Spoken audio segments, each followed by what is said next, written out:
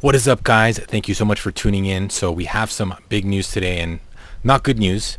Mortgage rates have hit their highest peak in the last 20 years. So we did have a high previously around October, November, end of last year or earlier this year, but we've surpassed that now. And we have now had the highest rates that we've seen in 20 years. So with inflation being sticky, the Fed continuing to raise rates, this is the reality. Rates are very, very high, and some people are saying they could reach all the way up to 8%, depending on what happens with the economy, depending on what happens with the Fed. So this is just the reality of the situation. And unfortunately, what's happening is this is causing a very low inventory environment, just like we talked about in yesterday's video. Because rates are so high and so many people have locked into low interest rate mortgages, we mentioned in yesterday's video, 80% of homeowners have under a 5% mortgage. So 80% of people have under 5%, 25% of people have under a 3% mortgage. So if you have a sub 5%, sub 3% mortgage, for you to put your home on the market and go buy something else at 7%, it just doesn't make a lot of sense. Your payment would balloon, and that's the reason why people aren't selling. People have locked in such low interest rates, they do not want to give that up.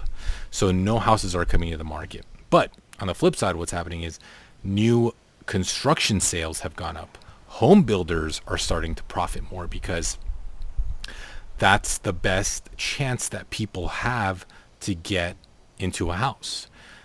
In most areas, you're still seeing very, very tough competition. You're seeing 5, 10, 15 offers. We have a listing in Eagle Rock, California, and we listed it at 1.2 million. We got about 10 offers, and we ended up going into escrow for 1.65 million, 450,000 over asking. We have other clients who have put in offers, and we're getting replies saying that the sellers have 25 offers on the table. So still very, very competitive. So most people are now turning to new construction because it's a little bit easier to get into a new construction versus when a new home hits the market. You got investors, you got cash buyers, and you got a lot of competition. So it feels a lot like COVID. You have to remove your contingencies. You got to go way over asking. And not a lot of people are just able to do that. So home builders are benefiting. And that's really what we need is we need a lot of new, more incentives to build more homes. Because even when someone lists a house for sale on the market, they're going to go buy another house. And if they sell one property and buy another property, we're not adding more inventory to the market. Yes, there's more transactions, there's a seller and a buyer, but we're not adding inventory. So we need new home sales to tick up, and home builders are profiting. Like we talked about in yesterday's video as well, Warren Buffett, the famous investor. Sorry guys, I'm in nature out here, so we got bugs and flies and all kinds of stuff. So Warren Buffett has invested in 3 different new home construction companies, D.R. Horton, Lennar, and one other one that I forget the name of. So new home construction business is booming. Builders are going to start, making a lot of profit. So that's where we're at, and it's not the best news. It's not the news that we're hoping to get. But there should be, hopefully, at some point in the next 6 months to a year, we should see things reverse. It's all going to depend on inflation. Now, I know inflation's been sticky. It's stuck at 3%, 3.2%. And in my personal opinion, I think the Fed is going to want inflation to go well below 2%. They're going to want to undershoot inflation.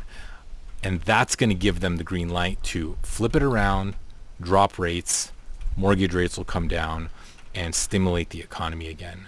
So what that does is that's going to give the Fed some cushion, right? So if inflation's down to 1% or even 0%, and they reverse course, they pivot, start cutting rates slowly, even if inflation picks up a little bit, if you're at 0% or 1%, you have that cushion, because what's the Fed's target? Like they've been saying, meeting after meeting, their target is 2%, right?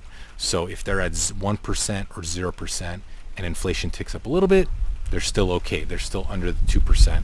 Looks like it's starting to rain, guys. So hopefully you guys can hear me okay. But that's where we're at. There's really not a lot of other new news to report. It's kind of the same thing over and over. Rates are high. They might go higher. And so this is just the new reality, right? So if you're a home buyer, you've been waiting on the sidelines for rates to come down. You may be waiting for another 6 months to a year for rates to come down. But even then the problem is going to be when rates come down and inventory is a little bit more loose. If rates come down, you're going to have more competition, right? So that's the flip side.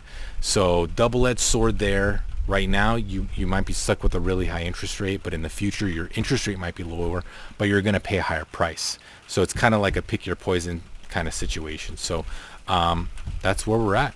So please leave a comment. Let me know, what are you guys doing? Are you planning on selling your home, or are you waiting for rates to come down because you don't want to sell and get rid of your 3%? Go into a 6 or 7% mortgage? Leave a comment below. Let me know your situation, because I know there's a lot of people who've put off their moves, right? There's a lot of families, right? Growing families, right? So usually buy a house when you get married, you have kids, you get a pay raise, you've saved enough money. So that's a lot of people. A lot of people have started families. They don't want to rent anymore. They have kids, and they want to buy their first property, or maybe they bought a property and now they had one kid and maybe they have 2 or 3 kids. They need a bigger place. They're ready to make that move, but they've been putting it off because they're waiting for rates to come down. And then on the flip side of the spectrum, you have empty nesters. You have empty nesters who have a big house. Everyone's moved out and into college, and now they want to downsize. But again, in both situations, they have such low interest rates. They don't want to put their home on the market, get rid of their 3%, and buy something else at 7%. So is that the situation that you guys are in? If so, leave a comment. Let me know what you think. I know that's, I don't personally like selling real estate if I don't have to. If you have to sell your property for some reason, I understand. But if you're in a position where you have to sell to buy your next place, are you putting it off? Let me know in the comments. Thank you guys so much for watching. If you like my videos, subscribe. I'm going to be doing more videos on real estate, mortgages, and covering some stocks and crypto. Bitcoin is another one of my passions.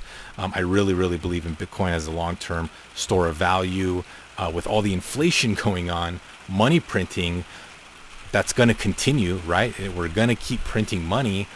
The debasement of your dollar, you have to put it somewhere else. So stocks or crypto, that's where I think it's going. I think Bitcoin is going to be a big winner in the next 10 years or so, because people got to put their money somewhere.